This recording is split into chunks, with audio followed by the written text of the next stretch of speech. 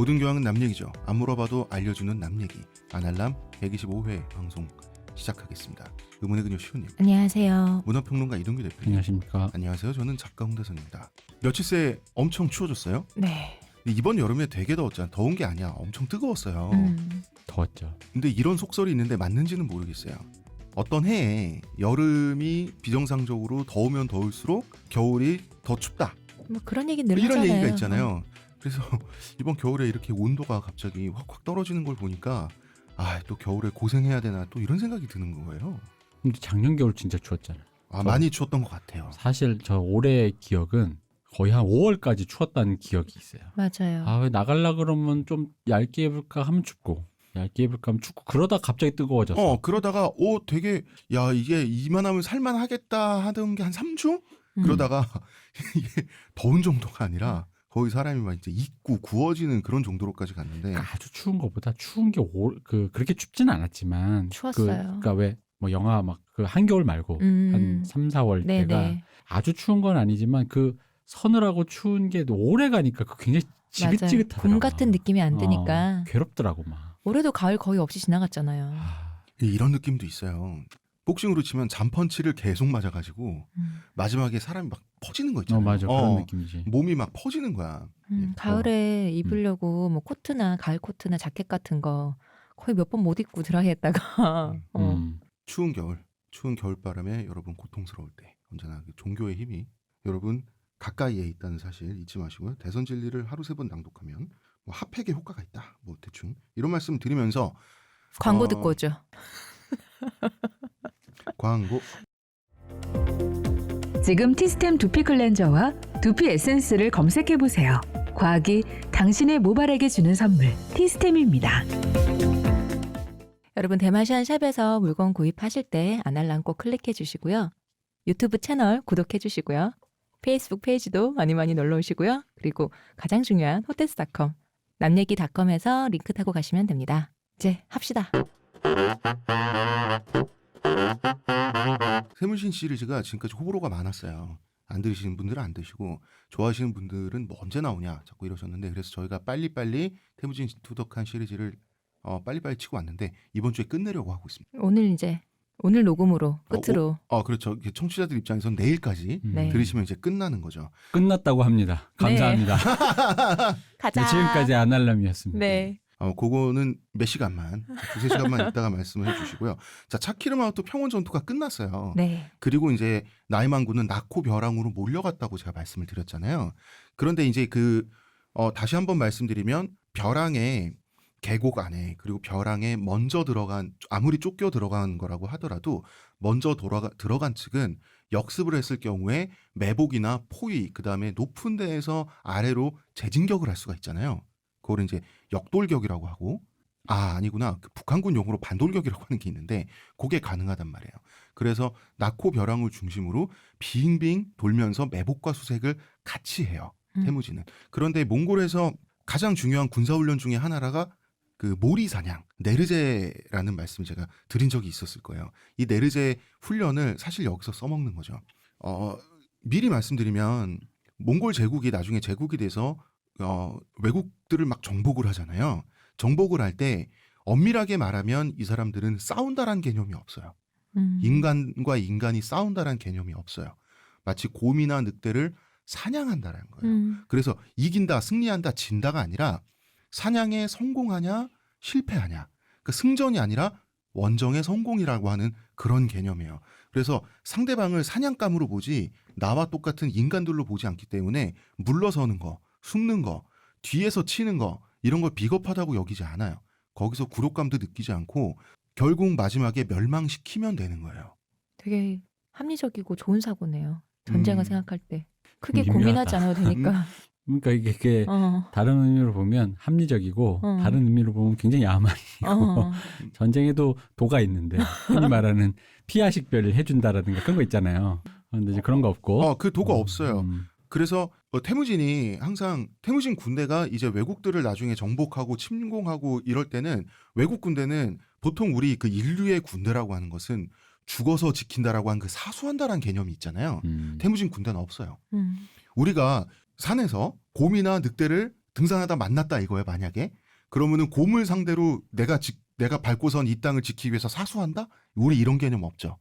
얼마든지 너네는 사수해라. 우리는 뒤로 빠져서 너네를 혼란스럽게 하다가 빈틈을 찾아서 너네를 멸망시키고 무너뜨리겠다라는 게 사냥감으로 보는 거예요. 근데 이것 지금도 마찬가지였어요. 나이만 군대를 사냥감으로 보고 계속해서 혼란을 주는 거예요. 그래서 나타났다가 사라지고 그다음에 이 군대를 몰아가지고 뒤에서 습격하고 그러다가 또 쳐들어가면 없어. 또 다시 나이만 군대가 도망가면은 어디선가 나타나가지고 또 화살비를 퍼붓고 이런 식으로 나이만 그 병사들을 완전히 패닉 상태로 몰아넣는 거예요. 정확하게 군사가 결집을 해서 와 하고 진격해서 올라가면 저기 쟤네들이 다 모여있구나를 알죠. 모르게 하는 거예요. 사람 모르면서 계속 당하니까 지금 안 그래도 차키르마트 평원 전투에서 또 한 번 패배를 했지 않습니까? 그러니까 공포에 휘말려가지고 패닉 상태가 돼버린 거예요. 이래서 낙호 벼랑으로 점점 낭떠러지로 몰아 가는데 성공하게 된 거예요. 다시 한번 말씀드리지만 낙호 절벽. 아 정말 반갑습니다. 왜 반가워요?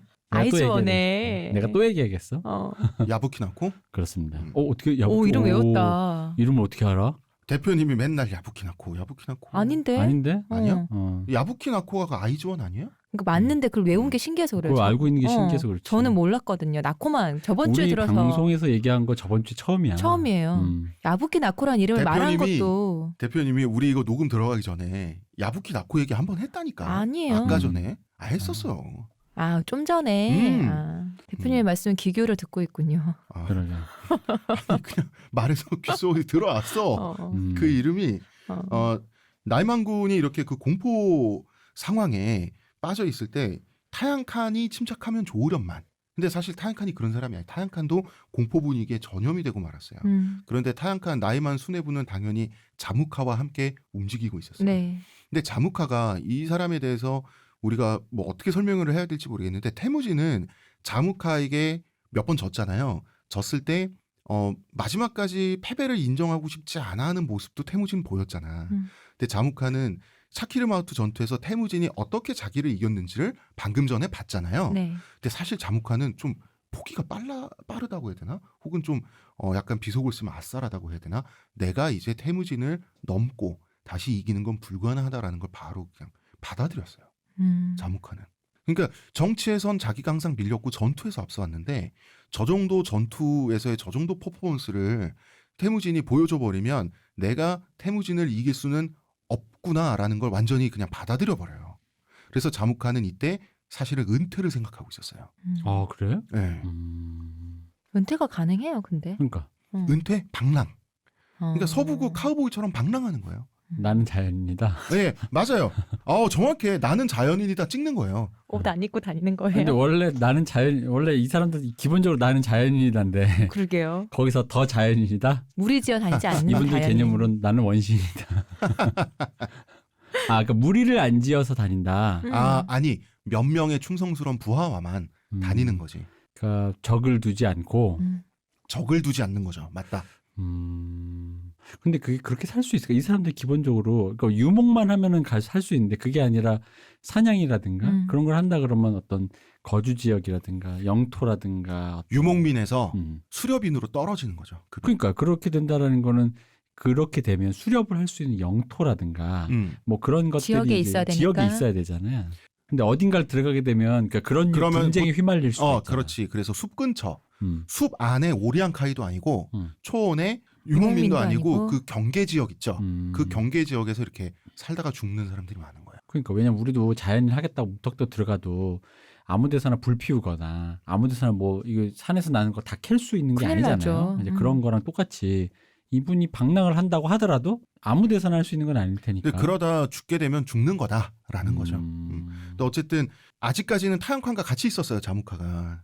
타양칸이 그 전투에서 보니까 태무진 양쪽에 그 4명의 장수들이 있는데 너무 잘 싸우더라. 그거 도대체 뭐 하는 놈들이냐 물어본 거예요. 근데 이제 자무카는 평소에 타양칸을 한심하게 생각하다 보니까 뭐 어차피 망했잖아요. 지금 두 사람 다. 그래서 얘 좀 한번 놀려 먹어볼까라고 이렇게 얘기를 해요. 저 4마리 개 말인가. 4마리 개는 유명하죠.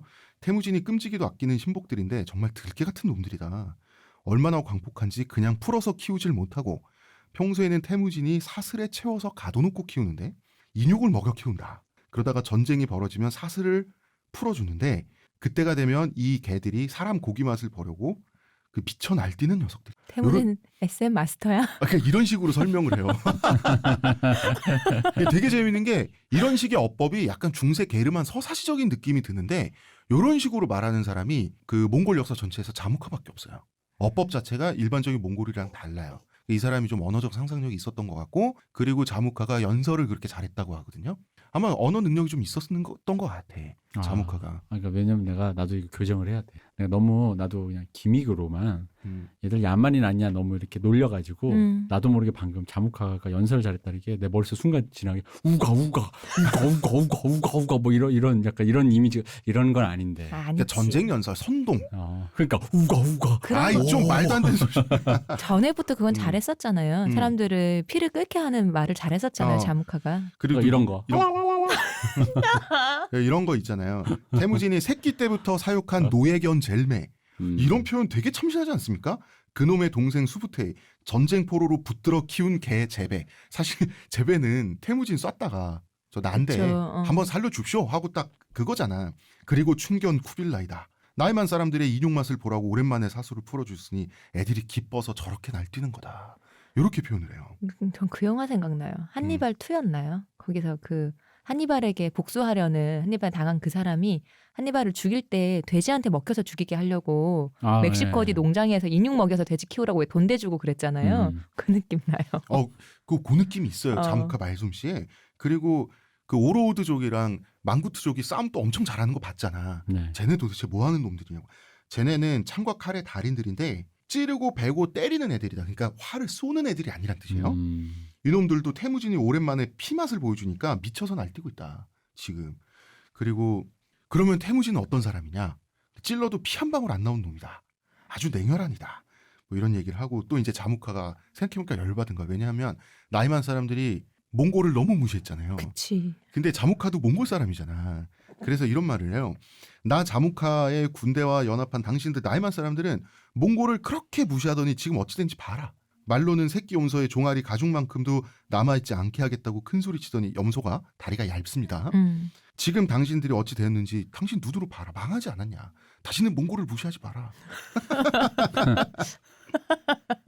그리고 이제 카사르 얘기도 합니다. 카사르라는 놈 말이야. 태무진 동생인데 원래 이름은 주치인데 별명으로 붙은 카사르를 본명 대신 쓰고 있다. 카사르가 괴수란 뜻이잖아요. 태어날 때부터 생긴 게 괴수의 형상을 하고 태어나가지고 또 헐룬에 대해서는 또 굉장히 존대합니다. 헐룬 어머님께서는 왜냐하면 태무진하고 안다잖아요. 안다의 어머니는 자기한테도 어머니처럼 돼야 되거든. 헐룬 어머님께서는 인육을 먹여서 놈을 키웠는데. 그거 디스잖아. 그게 뭐 존대야.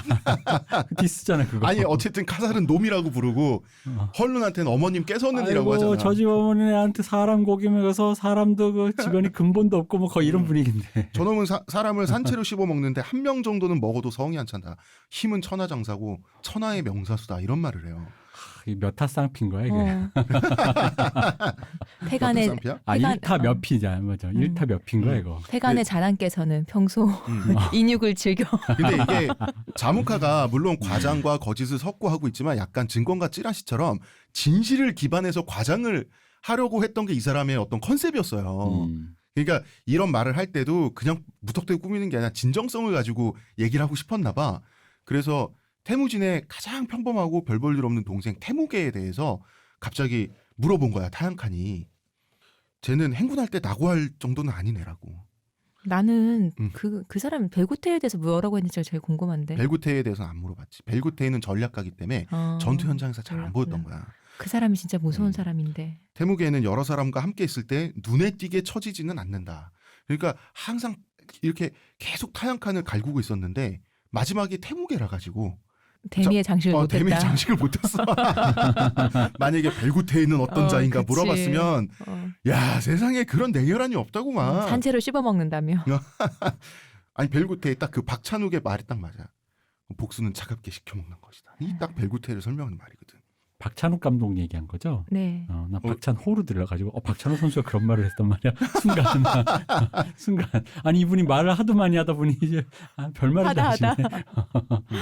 아닙니다. 네. 발음을 주의해 주세요. 어쨌든 타양칸은 겁이 나가지고 그렇다면 더 높은 곳으로 도망가자 그래요. 자무칸은 여기서 타양칸과 이 녀석과는 결별해야 되겠다라고 생각을 한 거예요.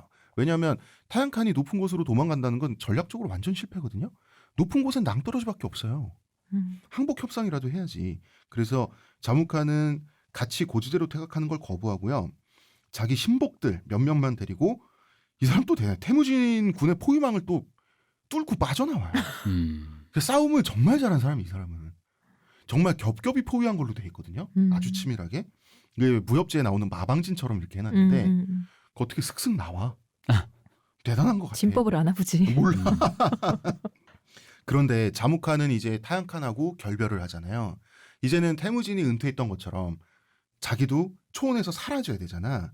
그런데 혹시 태무진이 죽거나 다치게라도 할까봐, 왜냐하면 타양칸이 공포에 정신을 못 차리고 정군 돌격하다 보면 하다 당할 수도 있는 게 이 자우칸 숲속에서의 일이거든요. 사실 미군이 초창기 때 2차 대전 때 일본군이 너무 되도 않게 착검 돌격을 해가지고 놀래서 처음에 몇 번 당했단 말이야. 이제 그런 거 당할까봐 그 나이만 군의 병력이 어디 결집돼 있는지, 얼마나 남았는지, 어떻게 하면 되는지를 또 사자를 보내가지고 태무진한테 다 가르쳐주고 떠나요. 알 수 없는 남자다. 아니 자무칸 그러니까 진짜. 대결을 할 때는 나와 대결을 할 때는 내가 이겨야 되지만 자기는 끝난 마당이니. 이제 끝난 마당이니 태무진이 이기는 게 좋은 거야. 타양칸보다. 그래도 우리 몽골족이 이겨야. 그렇게 생각을 했던 거예요. 근데 이게 이해해 주려니까 그렇게 이해했는데도 그러니까. 이게 좀 알 이 수 서로 없죠. 그쵸. 적대하는 진영 입장에서는 거지 같은 사람 아니야? 우리 팀 정보를 빼서 지 친구랍시고 끝났더니 그러게. 저쪽에다 해주고 되게 알 수 없는 인간이라는 느낌에는 어떤 느낌이 묻어 있냐면 검은 머리 짐승 거두는 거 아니지. 약간 예, 자무칸은 나이만을 처음부터 좋아하지 않았어요. 처음부터 좋아하지 않았고 나이만을 이용하려고 했죠. 아니 그러니까 그거랑 상관없이. 이게 아니 나이만의 입장에서 자무칸은 심했지. 배임이지 배임. 그러니까 이건 마치 이완용 같은 우리 이제 매국노 친일파라고 말했던 그런 사람이 이렇게 말하는 거죠. 저 원래 사실 조선 좋아하지 않았어요. 그렇지. 그거랑 같잖아. 그러니까 왠지 그러니까 이게 뭐 자무카를 굳이 이제 해석해주고 어떤 이제 그 말의 어떤 이 행동의 의도가 이제 그런 의도라고 내가 치더라도 잠시 일본에 붙었었지만 사실 나 일본 별로였다. 그리고 내 마음속엔 조선이었다. 조선인이었다. 그리고 이제 우리가 이제 태무진 위주의 이제 역사 서술을 보고 있으니까 그런 거긴 한데 타양칸 입장에서 보면은 별 나쁜 진짜. 그러니까 그러네 이거네. 히딩크 감독을 모셔왔는데 갑자기 이제 정보를 다 빼서 네덜란드 팀에 다 주고 나 사실 한국 안 좋아했어. 아니 나이만의 입장에서 자무칸 너무했지. 너무했어요. 그건 사실이야. 그러니까 축협이 너무했다고 하더라도 그러니까 이거 이상하잖아.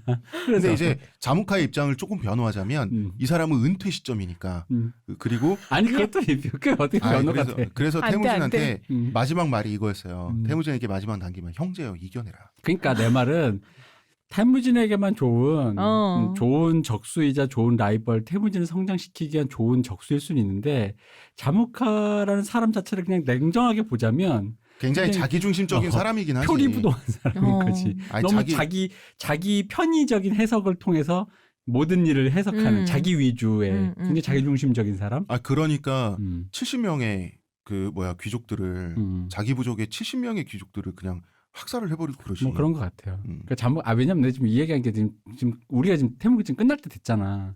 그래서 갑자기 자무카 좀 짜게 식는 기분이 있어가지고 여태까지 자무카가 제일 좀 멋있었잖아요. 네. 멋있는 캐릭이었잖아요. 근데 약간 짜게 갑자기. 근데 사실 자무카 입장에선 나이만과의 연합보다는 태무진과의 안다 관계가 더 끈끈한 건 사실이잖아요. 내가 두 사람이 이러니까 내가 변호하는 거예요. 나는 단지 야당의 역할을 하는 거야. 무슨 말을 해도 이미 식어버렸어요. 그에게. 그러니까 알았어. 아직 자무카 한 번 더 등장합니다. 그래요? 아니 그게 아니라 브라이언 오서 코치가 김연아 선수와 결별할 때 했던 약간의 약간 그런 기분이 드는 거죠. 그런 해프닝들. 아니면 최근에 보헤미안 랩소디에 보면 그 프레디 머큐리 애인이 헤어진 다음에 나가서 사연 팔잖아요. 네. 뭐 이렇게 그 사람 말이죠, 뭐 이러면서 그렇게 사랑했다 놓고는 어느 나라 남자인지도 몰랐던 그 사람. 그런 기분이 듭니다. 솔직히 뭐 그런 기분 드는 거 사실이에요. 자, 그럼 이제 태무진의 입장에서 네. 적의 군사 정보를 다 넘겨받았으니 이제 바로 그 다음 날 낳고 공방전을 끝내버려요. 이건 뭐 이길 수밖에 없잖아. 그럼요. 그러니까 어떻게 했냐면 계속해서 고지대로 나이만 병사들을 모으는 거야. 그러니까 나이만 병사들은 밀려서 병목 현상이 일어나. 만원 지하철이 된 거야. 근데 만원 지하철 바깥으로 우리가 튕겨나가진 않잖아. 지하철 벽이 있으니까. 하지만 벼랑은 떨어지게 되는 거죠. 그래서 썩은 통나무가 사이드 떨어졌다 그래요. 삼천궁녀 같은 느낌으로. 약간 그런 느낌으로. 그리고 전군을 벼랑 끝으로 태무진은 진격을 시키는데 나이만 자녀 병력이 무슨 뭐 그 희망이 있어. 항복했죠. 그리고 반태무진 연합에 섰던 몽골족은 이제 고개를 들 수가 없는 거야. 그 태무진한테 잘못한 사람들 너무 많잖아요. 이게 뭐 반반쯤이었다고 했으니까요. 음. 그쪽에 자무카 쪽도 사람들이 많았다고 했잖아요. 그리고 아직 자무카 밑에 남아 있었던 타이치우드족 사람들도 있었어. 아, 그쵸. 이 사람들 중에 타이치우드족 사람들 중에 자무카 밑에 끝까지 남아 있었던 사람들은 태무진이 옛날에 포로 생활할 때 그 특별히 괴롭혔던 사람들이거든. 근데요. 그러니까 방금 그 말씀. 태무진한테 잘못한 사람 많잖아요. 근데 이럴 때 또 하고 싶은 변명이 있는. 태무진 이렇게 잘 될 줄 몰랐지. 몰랐지. 태무진이 복수를 결심했다면 죽일 사람들 정말 많았거든요. 근데 여기서 이제는 태무진도 이 전쟁이 통일 전쟁이라는 걸 아는 거예요.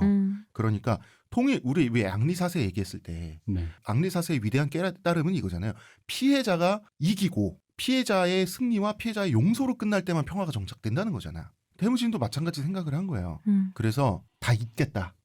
모두 일괄적으로 용서하고 다 울루스로 그냥 포섭을 해버려요. 이건 잘했지. 그죠. 근데 그거는 그러니까 그 어떤 성정의 차원에서 잘한 거고, 그것도 앞으로 정치를 해나가는 데 있어서도 그 세력을 유지하고 뭔가 그걸 하기 위해서도 그렇게 해야죠, 사실은. 그리고 나이만 병사들도 항복을 하는데 항복하는 대로 다 그냥 귀순을 시켜버렸어요. 그 군대와 함께 이동하는 백성들 다 걷어들였어요. 그리고 되게 웃긴 게 자무카 밑에 아직 그 옹기라트족 있죠. 처가의 일부. 그러니까 처가 옹기라트족 사람들은 원래 태무진이 강제로 협박해가지고 자기 편을 만들어버렸잖아. 그렇죠. 그런데도 태무진 저놈은 못 믿는다라고 해서 따로 떨어져 나가서 자무카 밑에 계속 있었던 옹기라트족도 있는데 이제 고개를 들 수가 없잖아.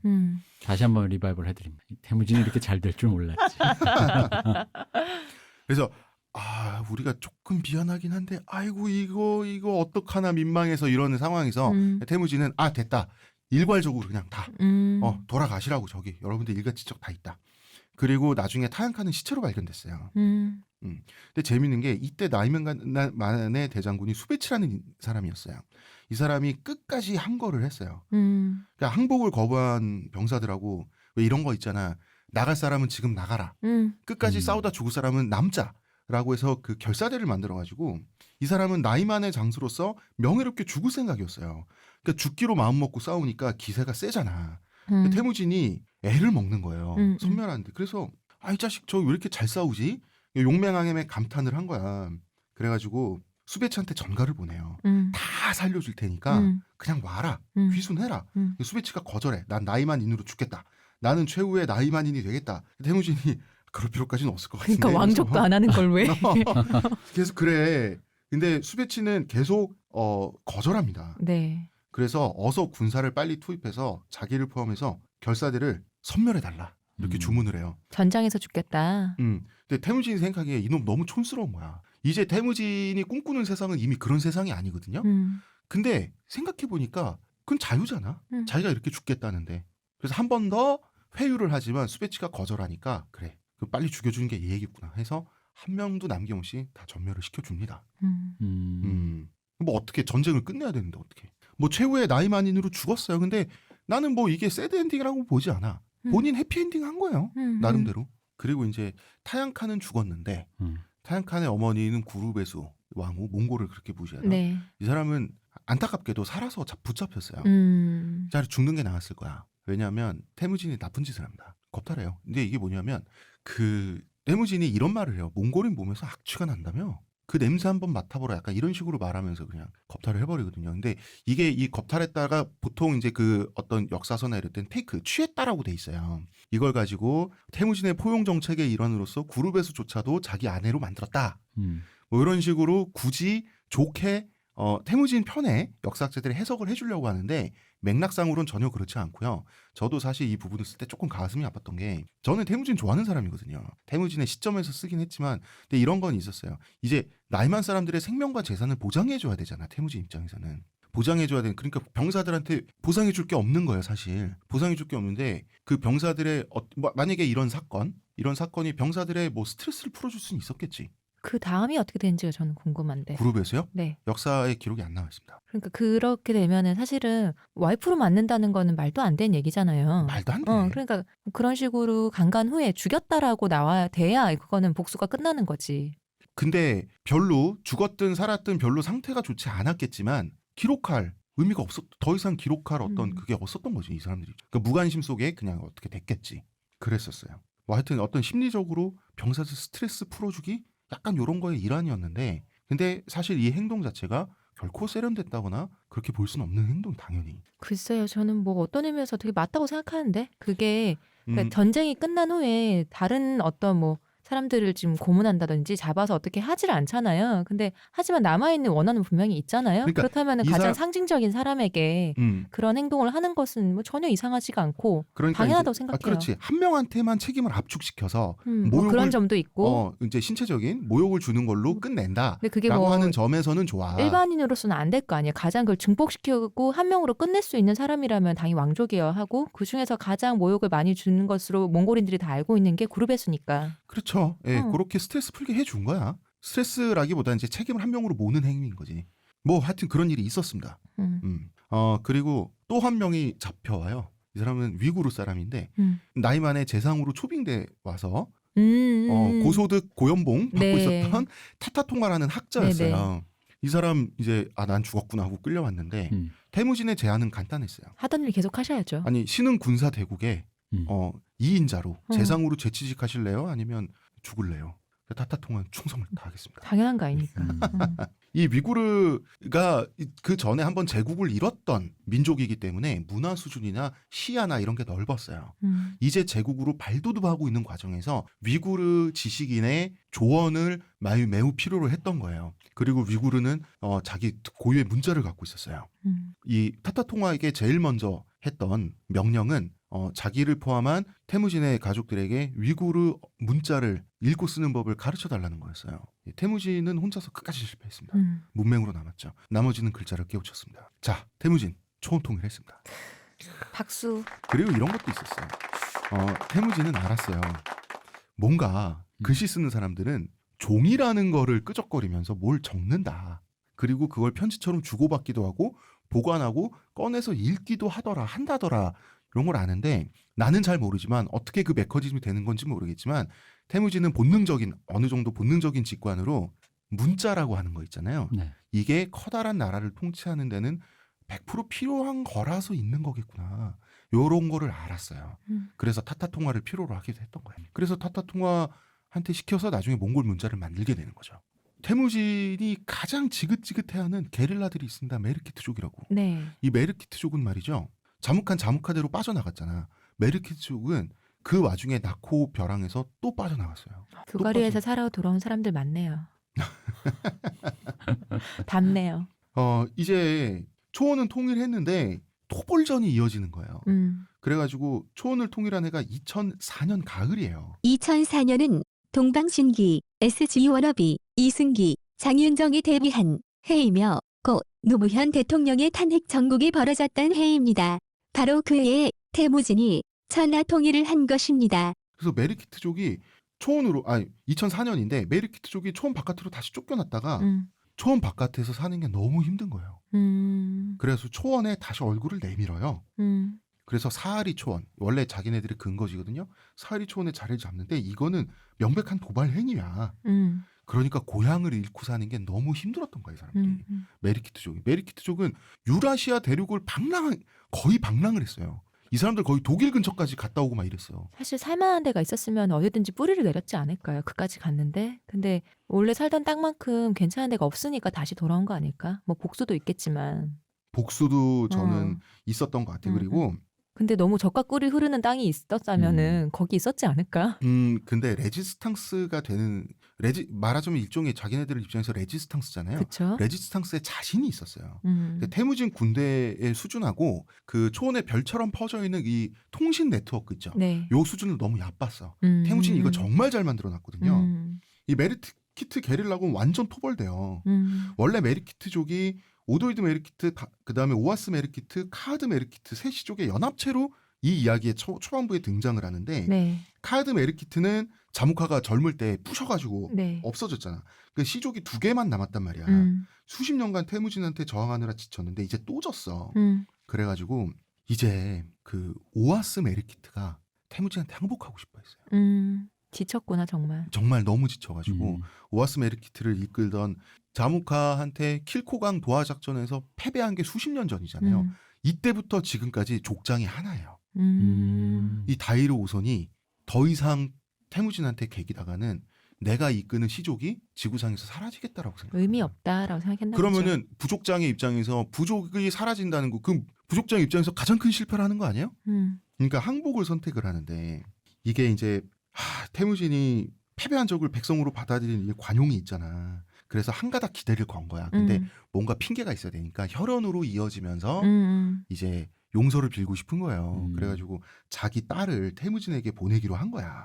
그럼 사돈이 돼서 돈 좀 받으면 우리 뭡니까 메르키트 족들도 그다음에 친척 그게 그쵸? 되는 거잖아요. 그러니까 좀 이렇게 되지 않을까 이렇게 생각을 했는데 이제 사실 동등한 사돈 관계를 맺는다라고 하는 게 사실 태무진의 입장에서 생각해보면 이 사람한테 자격은 없어요.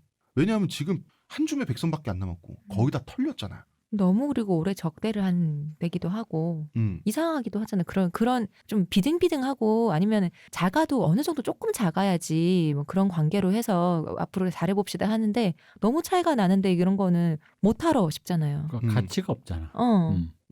그래서 딸은 버리는 아닌 말고야. 딸을 줬는데 그 딸을 그냥 죽여버리던 태무진이 그냥 몰라 모르겠고 뭐 예쁘게 생겼네 그냥 하면서 그냥 자기 첩으로 삼아버리고 말든 뭐 버리는 너희는 카드로 들어와도 내놔. 딸이랑 결혼할지 안 할지는 모르는 거잖아요. 그쵸. 그쵸. 버리는 카드로 딸을 그래도 마지막 그걸로 딸을 데리고 이제 가기로 했는데 이제 그 오도이드 메르키트는 전쟁터를 이제 지고 나서 빠져나가고 있는데 네. 그동안 오아스 메르키트 전사들은 활과창을 다 내려놓은 거야. 다 내려놓고 이 다이르 오소는 자기 딸을 데리고 태무진이 있는 곳을 향합니다.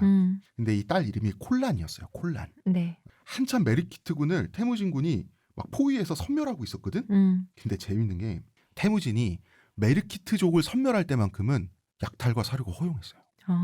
그 정도로 메르키트를 싫어했어요. 그러니까 쟤네는 같이 상종할 애들이 아니니까 죽여도 된다는 거야. 아버지의 원수. 그치. 그러니까 자기 부족 사람들을 태무진의 군사가 사륙하고 있는 그 아수라장 있죠. 아수라장의 숲을 속에서 이 두 부녀가 간신히 숨으면서 적진의 중앙으로 지금 가고 있는 거예요. 그러다가 태무진 군 인물한테 눈에 띄어요. 병사들에게. 하필이면. 근데 운이 좋았어. 천만다행으로 말이야. 그 태무진의 부하 장수 나아야라는 장수가 있습니다. 나아야 우리 전에 얘기했었잖아. 누굽니까? 뚱뚱이 칸 타르구타이를 잡아서 태무진한테 데려갈까 그쵸. 말까 그 하다가 형제. 그냥 놔주고 가서 다 이실직고 합시다라는 그 사람이 나아야예요. 이때 나아야는 태무진의 중요한 장수 중에 하나였어요. 출세했지. 그러네. 이 장수가 보니까 저 노인이 미치지 않고서야 아무 이유 없이 자기 딸을 데리고 우리 병사들이 있는 곳을 지나칠 리가 없다. 아니 그리고 밖으로 나가는 게 아니고 중앙으로 들어오고 있잖아요. 그렇죠. 그러니까. 그래가지고 일단 다이르 오손하고 콜란을 싹 챙겨요. 지금 병사들이 흥분해서 병사들 눈에 띄면 말려도 그냥 죽창 들고 지금 달려올 지금 상황이니까 설명을 다 드리니까 이제 좀 이해가 되는 거야. 그래서 이제 그 한숨부터 쉬어 이 사람은. 당신들을 칸께 고이 데려가야 하는 임무가 나한테 자동적으로 생기고 말았구먼. 에이 힘든 임무를 이제 떠맡게 된 거예요. 그리고 이제 나야는 긴장을 한 게 콜란이 보니까 젊고 예쁜 거예요. 그러니까 자기 아빠도 거기에서 걸려고 생각했겠지. 젊고 예쁜 거예요. 그러니까 흥분한 병사들 눈에 띄면 안 좋은 일이 일어날 거라고 생각을 한 거예요. 그래가지고 이 소란이 가라앉을 때까지 안전한 곳에 숨겨놔요. 두 부녀를 나아야가 사흘간 숨겨놔요. 근데 태무진은 어디서 이미 소식을 접수했어. 대단한데? 다이로 오손이 자기 딸을 데리고 나한테 항복하러 온다는 소식을 그 소식을. 그 소식을 먼저 들은 거예요. 아. 그러니까 다이로 오손이 분명히 자기 메신저 사자를 먼저 보냈겠지. 근데 다이로 오손이 오다가 나야를 만났대. 그리고는 이 세 명이 소식도 없이 사라진 사라졌어. 거야. 이 새끼가 그러니까 태무진 입장에서는 이 새끼 미쳤나? 슈킹인가? 슈킹했다고 생각하고 슈킹. 콜란을 이놈이 자기가 차지했구나, 먹튀했구나. 이 자식이 어디서 나온 배짱이지 이게? 이게 정신줄을 놓은 것 같은 거야. 검은 머리 짐승 거두는 거 아니라고. 근데 태무진은 이때 다이로 오손의 항복 요청을 수락할 생각이었어요. 뭐 태무진 그런 사람이니까요. 아니 그 개인적인 복수를 잇겠다고 관대한 생각까지 하고 있는데 이 그림을 나야라는 나의 놈이 부하가. 망쳐놓은 거야. 그러니까 태무진은 빡이 어마어마하게 지금 친 상태란 말이야. 그러다가 한 며칠 있다가 나야가 이 다이로손하고 다이로손의 딸 콜란을 데리고 나타난 거예요. 그 태무진이 콜란을 딱 봤는데 반했대요. 띵 반한 거야. 그러니까 나야가 더 내 빡친 이놈. 거야. 나야가 욕정에 미쳐가지고 나를 능욕하고 이 아름다운 아가씨를 자기가 먼저 차지했구나. 그렇다면 요렇게 생각을 데리고 올 한 리가 없잖아요. 응? 그렇다면 데리고 올 리가 없잖아요. 도망갈 데가 없는지 알고, 그러니까 그 태무진이 생각해 이놈이 정신줄을 잃고 며칠 동안 정신줄을 잃고 짐승처럼 행동을 했다가 나중에 용서를 빌러 온 모양이지 정신을 차렸나 보지. 요렇게 생각을 한 거예요. 그래서 우린 내용을 아니까 태무진이야말로 그녀의 아름다움 때문에 욕정에 눈이 멀어 지금. 그래서 나야는 되게 자랑스럽게 왔어요. 공을 세웠잖아요. 그치. 태무진 칸 이러고 있는데 태무진이 제가요 하면서 야, 쟤 끌어다가 묶어서 작대기 갖고 와. 그래서 매우 치라. 그래서 나야가 좀 맞은 모양이에요. 태무진이 직접 작대기로 팬 모양이에요. 그래서 말을 들어보셔야지. 그래서 나야는 몸도 마음도 상처 입어가지고 나야가 울어요. 나야가 울면서 어떻게 저한테 이럴 수가 있습니까? 제가 칸에 대해서 다른 마음을 품고 있다고 생각하시는 모양인데 저를 그렇게밖에 안 보셨어요? 제가 그 칸이 생각하는 그런 놈이면 그냥 제가 그냥 혓깸을 확 죽어버리겠다고. 저 진짜 섭섭해요. 그래서 막 사실 여기에는 태무진에 대한 비난도 섞여 있어요. 그렇지 않아요? 약간 이 말 자체가 좀 너무 억울하잖아. 근데 콜란이 옆에서 딱 생각을 해보니까 나야가 좀 너무 맞고 울고 안 돼 보인 안 거예요. 됐잖아. 우리 보호해주다 그러는 건데. 그래서 콜란이 있었던 일을 다 얘기해요. 아버지는 뭐 하고? 응? 아버지는 뭐 하고? 근데 그 다이로서는 무릎 꿇고 고개 숙이고 있었겠지. 그러면서 콜란이 굉장히 대담하게 구는데 정의심스러우면 하늘의 뜻에 따라 부모가 낳아주신 제 살을 직접 조사해 보시지요. 이 무슨 말이냐면 자기가 처녀인지 아닌지 네가 직접 확인해라 이런 말이거든요. 근데 만약에 확인을 하는 방법은 동침밖에 없잖아. 그 동침을 하게 되면 항복 조건을 당신은 수락해야만 한다. 그 거래 조건이 나니까. 나를 취했으니까 그러면 우리 부족민들을 다 살려줘야만 한다라는 뜻의 말도 함께 한 거거든요. 근데 태무진이 되게 재밌는 게 태무진이 이렇게 말 잘하고 탁탁 쏴붙이고 좋아하잖아요. 이렇게 좀 취향 저격. 약간 기센 여자들 있잖아요. 아니야, 너무 기센 여자를 보면 야무진 여자. 야무진 여자. 야무진 여자를 좋아하지. 그에 대해서 이게 푹 빠지는 경향이 있거든요. 태무진이 이때 콜란한테 반했다 그래요. 저도 그거 무슨 느낌인지 압니다. 그래요? 박력이 있잖아. 왜냐면 프로듀스를 보면서 나의 픽의 추이를 보다 보니까 김도하 씨 같은 분. 내가 뭐 이상하게 나도 약간 그런 느낌이 있구나라는 또랑또랑한 거 좋아하시는구나. 그런 느낌이 있어서 그래서 기가 세다기보단 그걸 이제 옛날에는 어른들을 기 세다고 했을 수도 있겠지만 보편적으로 야무진 거죠. 어수룩한 구석이 하나도 없는 거. 그래서 콜란한테 반하고 이제 다 좋아. 다 좋은데 맞은 나아야는 아직 눈물이 마르지 않은 눈물 자국이 마르지 않았어. 태무진이 이런 식으로 부하들에게 실수를 가끔 해요. 가끔 하는데 그러면은 어떻게 태무진이 이걸 수습하는 방식이 이걸 굉장히 잘합니다. 어떻게 잘합니까? 그게 태무진의 훌륭한 점이죠. 내가 나야란 장수에게 내가 이러한 실수를 했다. 이것을 그냥 밝히는 거예요. 그러니까 잘못을 인정하는 그 태도가 태무진의 큰 힘이죠. 밝히고 공개적으로 나야한테 사과했어요. 보통은 그 실수를 덮기 위해서 죽이지. 빨리 처형시키지. 근데 그랬는데도 나야가 계속 징징거리니까 상을 또 줘요. 상 받고 얘가 이제 조용해졌어. 그치. 상 줘야지. 자, 이렇게 있습니다. 그 콜라는 태무진이 세계 정복을 할 때도 옆에서 많은 조언을 했다 그래요. 저 도시는 학살하세요. 뭐 이런 식으로. 야무진 분이네요. 야무지니까. 그리고 톡토아베키가 이끄는 오도이드 메르키트만 남았어. 메르키트 말이죠. 오도이드 메르키트를 태무진은 중앙아시아까지 쫓아가요. 중앙아시아. 근데 오도이드 메르키트의 태강로, 보주로, 그 다음에 추경로 있죠. 태무진 군대. 현지 보급했겠죠. 여기 있던 여기서 농사짓고 있던 주민들은 작살났다는 뜻이에요. 이 두 군대가 다 현지 보급하면서 말이 그쵸. 현지 보급이지 현지 약탈이죠. 그렇죠. 작살났다는 뜻이야. 그리고 메르키트도 또 동유럽까지 가긴 싫은 거야. 근데 마침 중앙아시아에 이 나이만의 왕자 쿠출루 만난 거야. 또 연합을 결성해요. 반태무진 연합을. 나이만의 왕자 쿠출루과 메르키트족이. 야, 그러니까 태무진은 또 메르키트 쿠출룩 연합군을 또 쳐부숴요. 톡토와 베케를 또 화살로 쏴서 죽이는데 성공해. 근데 톡토의 아들들은 또 살아남았어. 그래가지고 이 왕자들은 시체를 수습해갈 여력이 없으니까 아버지의 머리만 잘라갔어요. 나머지는 아버지의 머리를 제외한 나머지 시신은 나무나 이런 걸로 만들어가지고 이제 매장을 하려고 나중에. 그러니까 사실 메르키트도 너무 안 됐어. 태무진은 노이로제에 걸릴 지금 상황이 돼버린 거예요. 그래서 수부테이한테 그 아들들 때문에 태무진이? 아직 살아남아 있는 메르키트 잔당들 때문에. 그래서 태무진이 수부테이를 불러다 쟤네가 어디를 가든지 어디 지옥 끝까지라도 찾아가서 물을 건넌 네가 추격을 하고 땅 끝까지라도 쫓아가서 네가 쟤네를 절멸시키고 오라고 수부테이에게 명령을 해요. 수부테이는 이때 이미 고도비만이 돼 있어가지고 말을 못 탔어요. 어쩌다가 말이 수부테이의 몸무게는 못 견뎠어요. 장수가 세상에. 그래서 태무진은 뭐 이런 놈이 다 있나 이래가지고 쇠로 만든 수레를 만들어줬어요. 엄청나네요.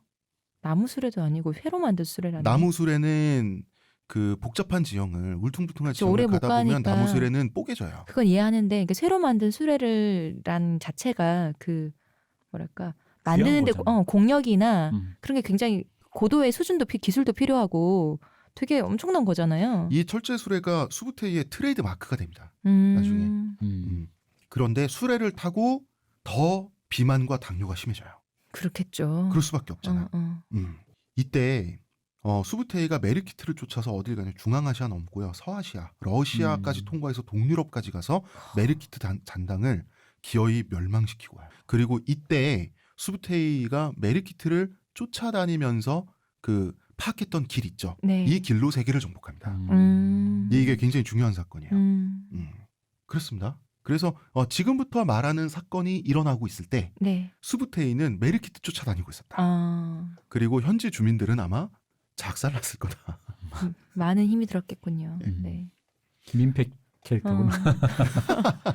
이게 어디 가면 뭐 있는지 수부테이가 다 외워온 거야. 대단하네요. 수부테이가 그 인류 역사상 최고의 전략가를 그 전쟁 전략가 한 10명 뽑으라면 그 중에 한 3-4번째로 들어가는 인물이거든요. 수부테이가. 그러니까 어떤 통계 어떤 기준에서는 태무진보다 순위가 앞서기도 해요. 수부테이가. 그러니까 이 사람이 문맹의 야만인이었지만 타고난 그 머리 자체는 되게 좋았을 거 아니야. 그러니까 그걸 다 외웠을 건데. 그 길을 다 외워갖고 와요. 대단하다. 이 길로 세계를 정복한 거야. 아주 몽골 총명한 제국이. 사람이네. 총명은 하지. 그런데 이제 문맹의 야만인의 비만이었죠. 뭐 어때요? 총명한데. 2005년에 네? 네? 죄송합니다. 1205년에 내가 끝까지 이러는 거예요. 아직 이명박 대통령이 오지 않았네요. 1205년에 태무진과 자무카 제외합니다. 1년 정도 지나고 제외한 거죠. 네. 차키르마르크 네. 전투가 이제 끝나고 나서 이 자무카는 불과 몇 명의 부하들과 함께 이렇게 이제 초원에서 그러니까 그 초원의 변방을 이렇게 방랑하고 다녔어요. 네. 카우보이처럼. 근데 처음에 이 몇 명의 부하들이 자무카를 끝까지 지키고 따라 나서겠다라고 했을 때는 아마 속에서부터 충성심이 있었을 거야. 당연하죠. 근데 이 충성심이 사라진 모양이에요. 고생하면서. 고작. 음? 고작 1년 만에 바닥나 충성심이라니. 근데 자무카의 카리스마라는 건 자무카의 재능이란 거는 굉장히 원초적인 거잖아. 센 남자, 강한 남자, 멋진 남자로서의 부하들을 이끌어내는 그런 카리스마가 근데 있었잖아요. 이런 비루한 꼴을 하고는 충성심도 사라진다. 그렇지. 그러니까 태무진은 거짓골을 하고서도 아, 이 사람 지켜주고 싶다라는 그 감정을 불러일으킬 수 있을 만큼의 정치 생활을 했잖아. 근데 자무카는 정치는 잘 못하고 전투를 하면서 강한 남자, 멋진 남자, 빛나는 남자였는데 방랑을 하다 보니까 그 아우라가 사라진 거예요. 힘으로 얻은 충성심이라. 그러니까 부하들이 지친 거야. 그래가지고 자무카를 더 이상 존경할 이유를 찾지 못한 건데 마침 이제 부하들이 사냥한 야생 염소를 네, 자, 사냥으로 먹고 산 걸 보니까 이제 수렵인이 된 거야. 그렇죠. 사냥한 야생 염소를 자무카 몰래 먹다 들켰는데 이게 초원 문화에서는 중요한 사건이에요. 왜냐하면 10분의 1세라는 게 있잖아요. 네. 그러니까 먹을 거든 뭐든 미리. 사냥을 하든 뭘 하든 혹은 뭐 도축을 한 직후든 도축하기 전이든 미리 이만큼이 있습니다. 이만큼이 생겼습니다를 보여주고 자기 지배자에게 보여주고 10분의 1을 떼 드린 다음에 내가 먹든지 가지든지 하는 게 선세 내고 아, 내가 그렇죠. 갖는 건데. 이게 초원에서 굉장히 그 옛날부터 관습이란 말이야. 그런데 이게 없잖아요. 그냥 자무카한테 먼저 보여드려야 되지 않을까? 아, 됐어, 그냥 우리끼리 먹자 이렇게 먹어버린 거예요. 그러니까 자무카는 너무 상징적이네요. 되게 어떤 상징적이지. 위치가 되었는지. 그러니까 자무카는 받아들이기 힘들잖아. 음. 자무카는 그래서 이 사람들을 좀 이제 패요. 음. 그러니까 자기가 완전히 끝났다는 뜻이잖아요. 네. 자기를 인정할 사람이 이제 초원에 한 명도 남지 않았다라는 걸 뜻하니까 자무카의 입장에서 받아들이기가 힘들었어요.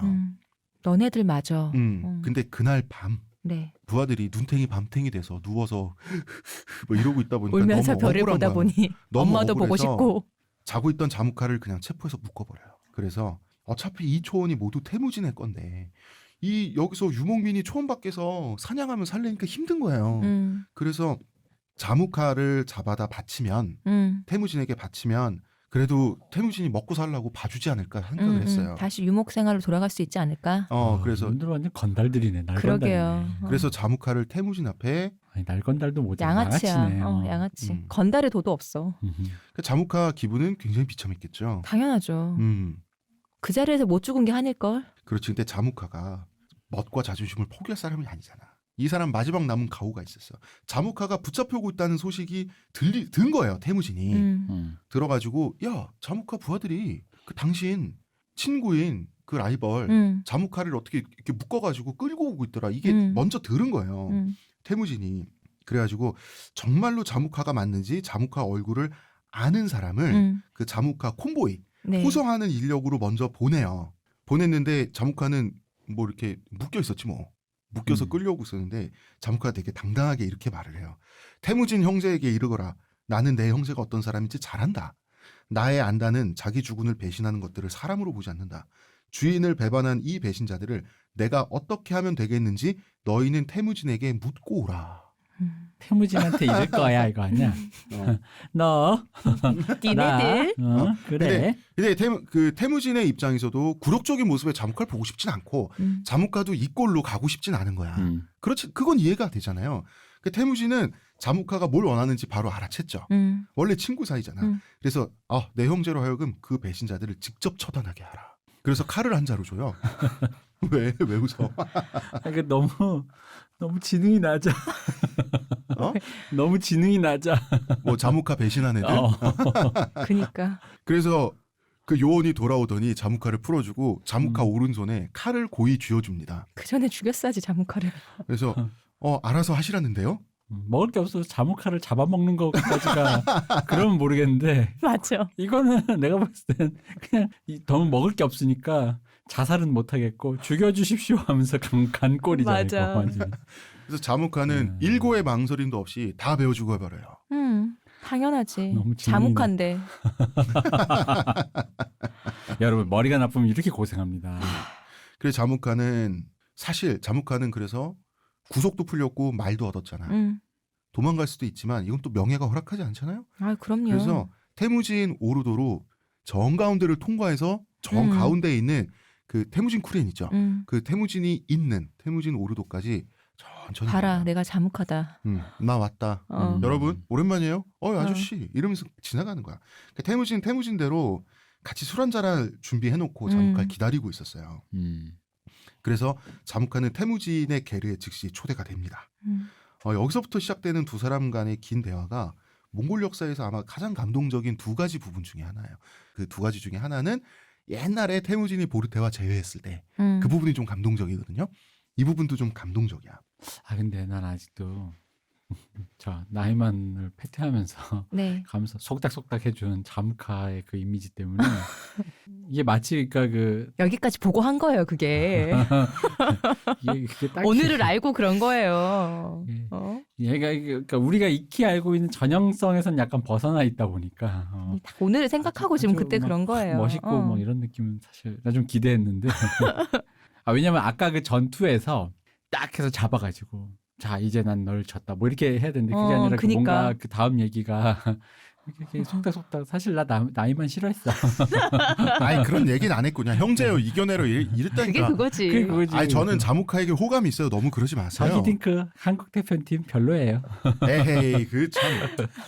축협 구리고요. 뭐 이러고. 자 이렇게 해서 자무카와 태무진은 재회를 하게 됩니다. 다시금 한 자리에서 다시금 한 자리에. 안다 오랜만일세. 숲에서 응? 좀 여기까지 하겠습니다. 자 1부는 여기까지 하고요. 태무진 투덕한 이 긴 이야기의 마지막 내일 끝내도록 네. 하겠습니다. 대장정의 끝이 보이는군요. 네, 의문의 그녀 시원님, 감사합니다. 문화평론가 이동규 대표님 감사합니다. 감사합니다. 저는 작가 홍대선입니다.